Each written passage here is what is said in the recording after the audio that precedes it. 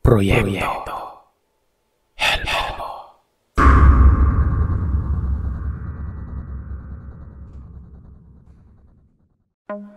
Ako si Carmela. Tulad ng iba, bata pa lamang ako, pangarap ko ng maging doktor. Ganoon naman ang kadalasang ipinapasok na pangarap sa utak mo ng mga magulang mong gustong umasenso sa buhay, di ba? Yung pagyaman na hindi nila nagawa nang tumanda sila. Ikaw dapat ang sumalo at gumawa para sa kanila sa pagtanda mo. Nakakatawa. Ang dami ko kagad sinabi pero hindi ako nagrereklamo. Hindi ito paglalabas ng sama ng loob. Sa katunayan, nung mag-college ako, nagustuhan ko kaagad ang pre-med course na kinuha ko pero biglang namatay ang aking ama. Kaya napilitan akong mag-shift na ibang kurso na malapit pa rin sa pagmimedisina. Nag-nursing ako. Nagustuhan ko pag na-nurse nang makatapos ako at makapasa ng board exam. Hindi sa pagmamayabang pero nasa top 3 ako sa mga take 1 na nag-board exam kaya naman hindi mahirap sa akin na makapasok sa mga pinapangarap kong magandang mga ospital. Pero hindi talaga pala doon ang destinasyon ng pagiging nurse ko. Dahil isang araw, nakatanggap ang mami ko ng sulat mula sa probinsya namin sa Western Visayas na may malubhang sakit si Lolo Jerry. May leukemia raw si Lolo Jerry na tatay ni mami at ayaw nitong magpagamot sa ospital.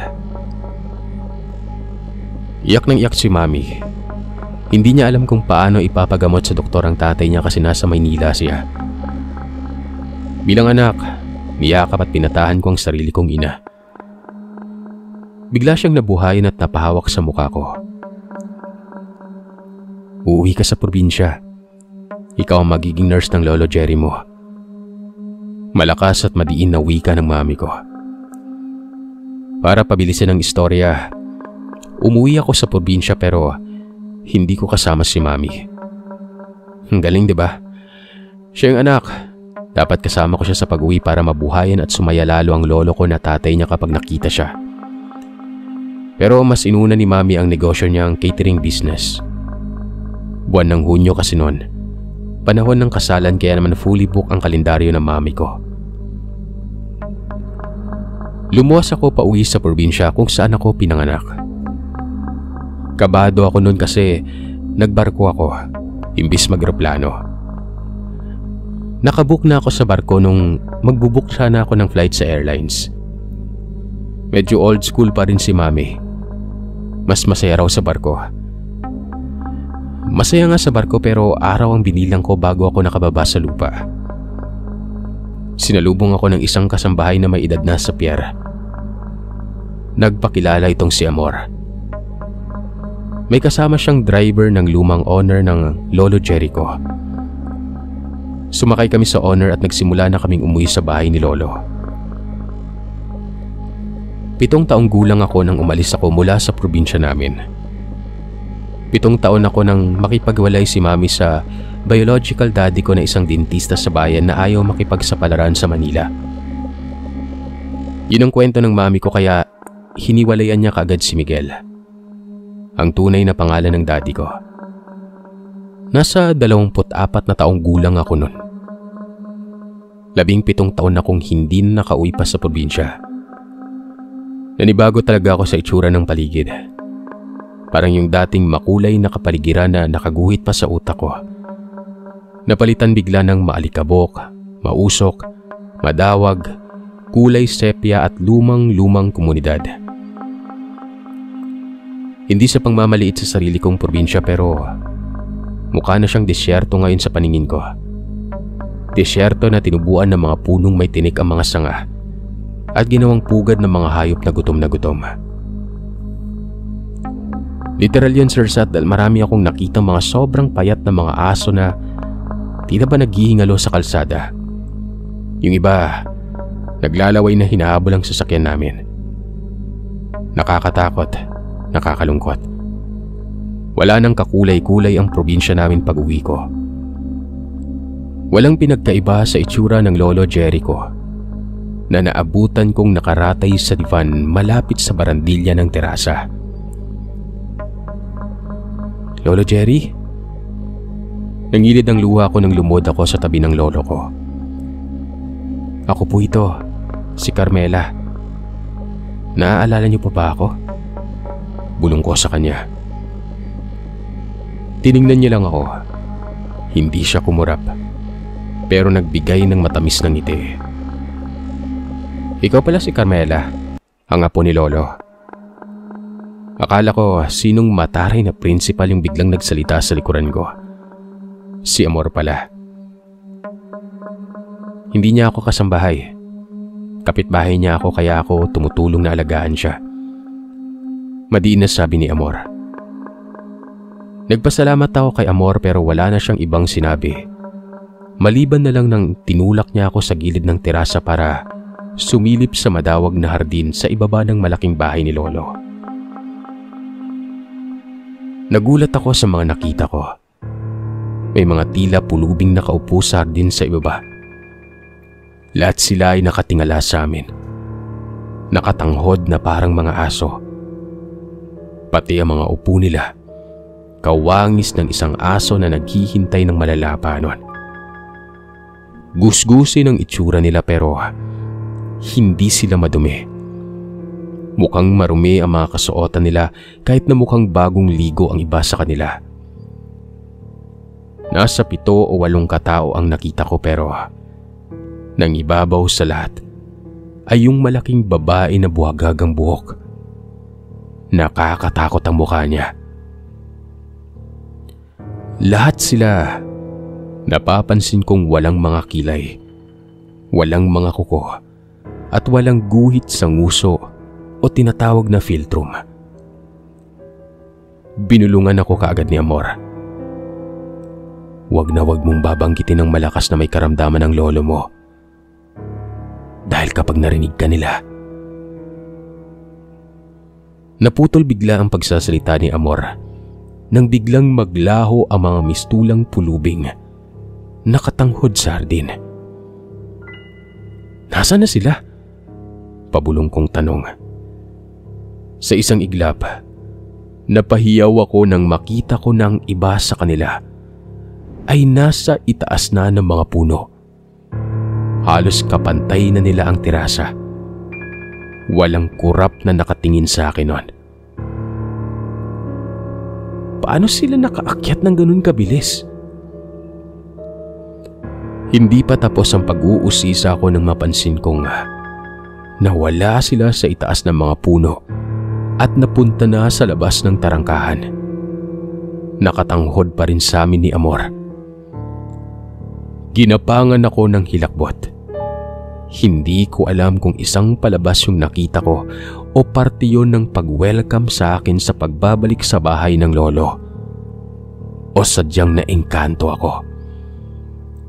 Paano nila nagawang mawala na parang bula at mapunta sa itaas ng puno at muling maglaho sa harapan ko at mapunta sa labas ng gate nun? Mga magikero ba sila? Anong mahika ang tawag doon? Sila mga binaliw. Pagdidiin ni Amor. Binaliw? Mga nasisiraan ba sila ng bait, Amor? Ang binaliw ay isang aswang na parang ordinaryong tao. Pumapasok ito sa bahay ng isang may sakit ng hindi napapansin dahil may kakayahan itong gawing hindi nakikita ang sarili. Kaya nilang maging invisible para hindi mo sila agad makuha, para hindi mo alam na aatake na sila. Eksaktong pagsasalarawan ni Amor sa akin tungkol sa binaliw. Mga aswang sila? Kung gayon, kumakain sila ng tao? Iba pumatay ng biktima ang mga binaliw. Kapag hindi mo binabantayan ang may sakit na target nilang kainin, itatakas nila ito nang hindi mo agad nalalaman. Papalitan nila ang biktima ng isang buong puno ng saging. Kamukhang kamukha ng itinakas nilang biktima. Malalaman mo na lang na hindi na yun ang tunay na tao sa oras na kainin nila ang tunay na itinakas na biktima. kusang matutuyot ang replika at magsasapuno ito mismo sa paningin mo. Dahil dito sa probinsya, ang salitang baliw o baylo ay nangangahulugang magbago. Kaya sila tinawag na aswang na binaliw. Lumipas ang oras at sumapit ang hapunan. Nakita ko na lamang si Amor na naghahanda ng umuwi sa bahay nila. Hindi ko lubos na inakalang uwian pala siya noon. Nagtanong tuloy ako kung sino ang nagbabantay sa Lolo Jerry na ayaw pumasok sa silid niya at gustong matulog sa terasa mag-isa. Si Juancho ang makakasama mo sa gabi, Carmela. Ang driver ng lolo mo. Uuwi na ako. Bukas na lang ulit. At tuluyan ang bumaba ng bahay si Amor. Napatitig ako sa maskuladong driver ng lolo ko. Mukha siyang kontrabida sa pelikula pero nabasag naman ang takot ko nang magsalita ng matatas si Lolo Jerry. Huwag kang matakot kay Juancho. Simula nang umalis kayo ng ina mo sa bahay na ito, si Juancho na ang tumayo kong parang tunay na anak. Bata pa lang si Juancho nang kukupin ko siya at ilayo mula sa siraulo niyang ama. Malalim ang boses ni Lolo habang sinasabi ang mga katagang binitiwan niya. Napansin ni Lolo na nilalamig ako sa takot at ilang na ilang ako sa bahay kung saan ako lumaki. Tinawag niya ako at pinaupo sa tabi niya habang nakikinig si Juancho sa amin. Takot ka sa aswang, apo? Tumangulang ako. Napangiti si Lolo Jerry. Hinding-hindi ko makakalimutan ang mga sumunod niyang sinabi. Ito ang mga eksaktong sinabi ng lolo ko sa akin ng gabing yon. Ang aswang, ayon sa alamat ng iba't ibang tribo dito sa Pilipinas, ay isang nilalang ng gabi na may panlasa sa laman ng dugo ng tao. May kakayahang magpalit ng anyo. Kaya nilang maging mga hayop at may iba pang taglay na itim na mahikang kakayahan tulad ng pangkukulam. Ang sabi ng lola ko sa akin, ang pinagmula ng salitang aswang ay pinagtatalunan pa rin kung saan talaga nagmula mula noon hanggang ngayon. Ang pagdating ng Katolisismo ay ang nagturo sa sinaunang katutubo na demonyo ang aswang dahil naging matatakotin ito sa mga krus, sa holy water at iba pang bagay at simbolo ng pananampalatayang Katoliko. Sabi naman ng lolo ng lola ko, ang aswang ay may uri mo sa 5 kategorya. Ang sumisipsip ng dugo tulad ng mandurugo, yung mga nahahati katulad ng manananggal, ang asong tila lobo na aswang na nagiging bulugan, ang mapaghiganting mangkukulam na maaaring pumatay ng sinuman gamit ang mga aspile at manika, at ang halimaw na nagnanakaw at kumakain ng mga bangkay. Tulad ng mga binaliw na kilala rin sa ibang lugar sa pangalang Tigbaliw. Ayon pa kay Lolo Jerry, ang paniniwala umano sa aswang ay laganap na talaga sa Pilipinas at nagsimula na noong bago pa nasakop ng mga Espanyol ang kapuluan. Binanggit ng mga misyonerong Espanyol at otoridad ang kanilang patotoo at paniniwala sa kanilang mga alaala at isinulat sa kanilang talaan ng mga liham. Ayon pa kay Lolo Jerry, sa kanlurang Visayas raw nananatili ang paniniwala sa aswang dahil paminsan-minsan ay maririnig o makikita mo sa lokal na balita ang isang umano'y pag-atake o pagkakita ng aswang. Pero ilan lang ang nakakaengkwentro ng totoong aswang sa tunay na buhay. Dati umano, hinala ng mga taga-Maynila na ang mga aswang ang mga bagong dating mula sa Iloilo at mga karatig probinsya nito. Dahil sa takot na baka bigla na lang raw tumubo ang mga pakpak nun at lumipad na may nakalawit na lamang loob sa gabi. Ito ay dahil sa mga kwento tungkol sa ilang individual sa rehiyon na pinaniwala ang mga aswang na naging tanyag sa buong bansa. Yung iba, naging haka-haka na lang kalaunan Natigilan ang kwentuhan namin nang makarinig ako ng malalakas na ingay mula sa bubong ng bahay. May mga tila yabag ng paa na nagtatakbuhan sa bubungan. Agad na kumuha ng bolo si Juancho. Sumigaw ito pero hindi ko naintindihan ang sinabi niya. Maya-maya, napatili ako ng may isang malaking babaeng buhagag ang buhok at may mahahabang daliri na lumabas mula sa ilalim ng hinihigaan ng lolo ko. Napakabilis nitong gumapang patalon sa may ground floor mula sa terasa. Ito yung babaeng nangibabaw sa paningin ko nung napatingin ako sa hardin nun. Ang babaeng buhagag ang buhok na may nakakatakot na muka. Dinaig niya pa ang bayawak sa bilis nun. Hindi siya nalalayo sa isang hunyango. Sa sobrang takot ko, nayakap ko ang lolo ko at nabuhat ko siya papasok sa silid niya. Juancho, bantayin mo yung bahay ah. Dito na muna kami ni lolo sa kwarto niya. Tumango lamang si Juancho at patuloy na nagsisisigaw sa hardin mula sa terasa. Nang maihiga ko si lolo sa kama niya, agad siyang pumalag at tumayo nun. Lo, hindi kayo pwede sa labas. Sinasalakay na kayo ng aswang. Dito na kayo magmula ngayon sa kwarto niyo. Mas ligtas ako sa terasa, apo. Ayoko dito sa silid na to. Dito nila patutulugin ang replika. Ayoko dito. Halos parang batang umiyak ang lolo ko nun. Niyakap ko si Lolo Jerry at tinabihan sa pagtulog. Replika. Matagal kong inisip kung anong gusto niyang sabihin. Iyak ng iyak sa takot si lolo. Parang biglang naging bata yung pasyente ko nun. Lumipas ang isang oras ng pagpapatulog sa lolo ko. Sa wakas ay napayapa rin siya at nakatulog sa mga bisig ko nun. Nang sumunod na araw, pagmulat ng mata ko ay para akong binuhusan ng malamig na tubig. Nang makita ko ang yakap-yakap ko sa kama nun. Isang malaking puno ng saging ang yakap-yakap ko sa pagising. Bigla kong naalala ang kwentuhan namin tungkol sa binaliw nung nagdaang gabi.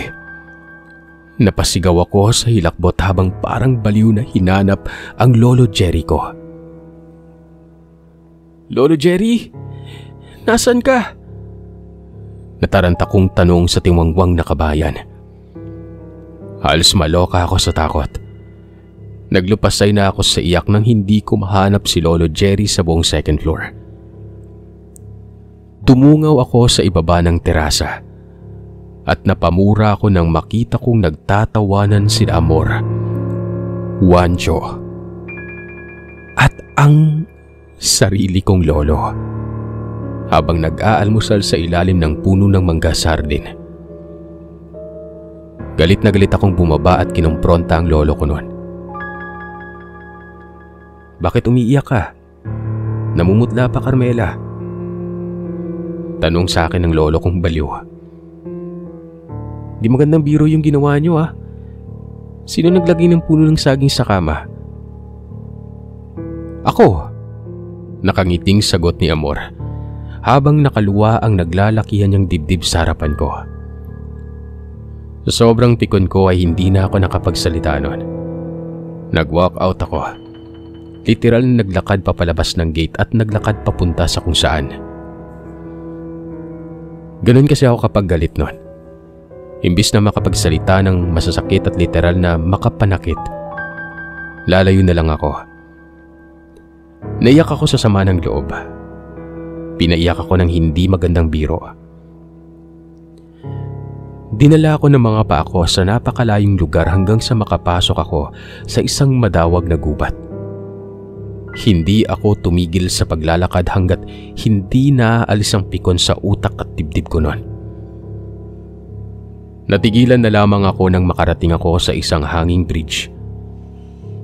Isang lumang tulay na yari lang sa makapal na lubid at mga pinagdikit-dikit na mga rektangulong kahoy. Gumigewang-gewang ang tulay Malakas kasi ang hangin sa tulay gawa ng malaking espasyo na pinagdudugtong ng tulay na yari sa lubid noon. Siguro may 35 metro ang haba ng tulay at sa ilalim nito ay may rumaragasang malumot na ilog. Nakakatakot mahulog sa ibaba.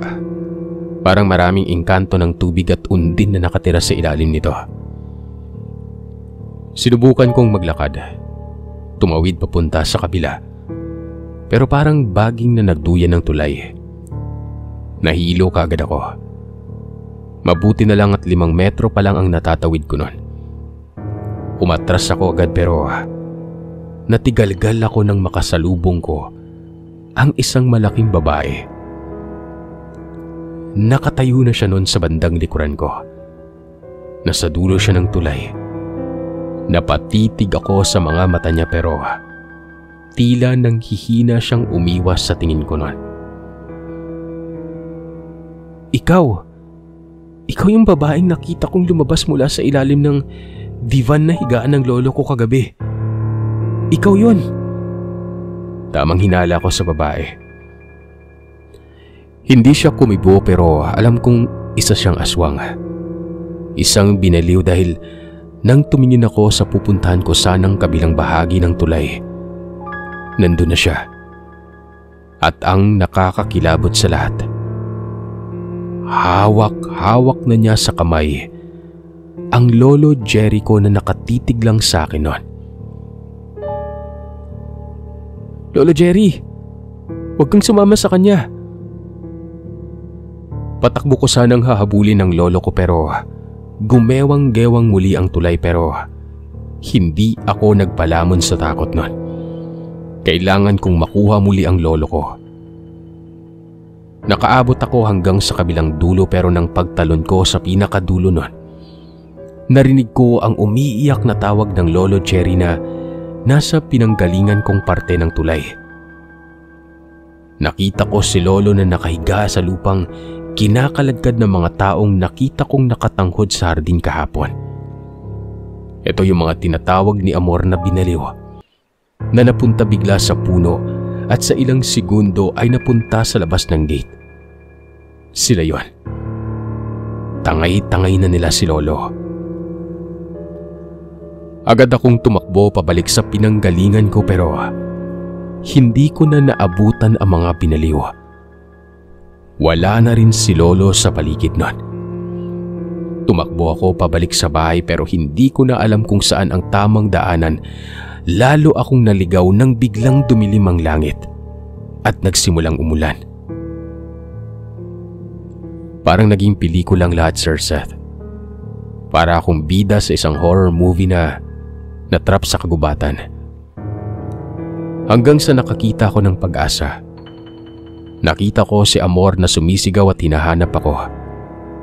Sumigaw ako at tinawag ko ang pangalan niya. Amor! Napatingin siya sa akin noon. Tumakbo siya at niyakap ako. Dinala niya ako pa uwi sa bahay. Pagdating namin sa bahay, gulat na gulat si Juancho sa itsura ko. Bakit putikan ka? Saan ka ba galing, Carmela? Tanong ni Juancho habang nagkakape sa terasa. Napansin kong wala si Lolo sa higaan niya. Nasaan si Lolo, Juancho? Nasa kwarto niya. Sabay na sagot ni Amor at Juancho noon. Gumapang ang kaba sa dibdib ko. Imposibleng si Lolo yung nasa kwarto dahil unang-una, ayaw niyang matulog sa dati niyang silid. Pangalawa, nakita ko siyang tinangay na mga binaliw sa tulay. Dahan-dahan kong binuksan ang kwarto ng Lolo Jericho. Umuulan sa labas pero mainit ang sigaw sa loob ng silid. Parang patay na nakahiga ng diretsong-diretso ang lolo ko sa luma niyang katre na yari pa sa Nara. Nakakumot siya ng puti mula paa hanggang leg nun. Akala ko, morgue ang binuksan kong kwarto dahil ganun ang imahe na rumihistro sa utak ko. Paano niya siya napatulog ng ganyan? Tanong ko. Walang sumagot kina Juancho at Amor. Lumapit ako dahan-dahan sa lolo ko. Pero pinigilan ako ni Juancho. Hayaan mo na siyang magpahinga, bulong ni Juancho. Mga 3 minuto kong tiningnan mula sa pinto ang lolo ko bago ko pinagana ang pagiging nurse ko. Lumapit ako sa kanya. Pinulsuan siya sa leeg. Wala na siyang pulso. Hindi na rin siya humihinga. At paglingon ko sa likuran ko, wala na rin sina Juancho at Amor. Mabilis kong tinanggal ang kumot na tumakip sa katawan ni lolo. Hindi ko alam kung paano ko ipapaliwanag yung eksaktong nakita ko na hanggang ngayon ay bumabaliw sa isipan ko. Kalahating tao, kalahating puno ng saging si lolo. Hindi ako nakasigaw. Hindi ako nakapagsalita. Mabilis kong kinuha ang mga gamit ko at agad akong tumakbo papalayo sa bahay ng lolo ko. Tumakbo ako ng tumakbo hanggang sa makarating ako sa police station. Inireport ko ang naganap simula nang dumating ako mula Maynila. Pero hindi ako pinaniwalaan ng mga pulis. Tinawagan ko ang mami ko at sinabi ko ang pinagdaanan ko pero hindi rin siya naniwala nun. Nagpatingin ako sa isang psychiatrist sa ospital namin sa Manila. Umingiti-ngiti lamang siya sa bawat session at hindi naniniwala sa akin nun. Nung umuwi si mami, wala na nga si lolo doon sa probinsya. Pumanaw na. Pero ang nakapagtataka, buo ang katawan nito. Hindi katulad ng nakita ko nang nakahiga siya sa kanyang higaan.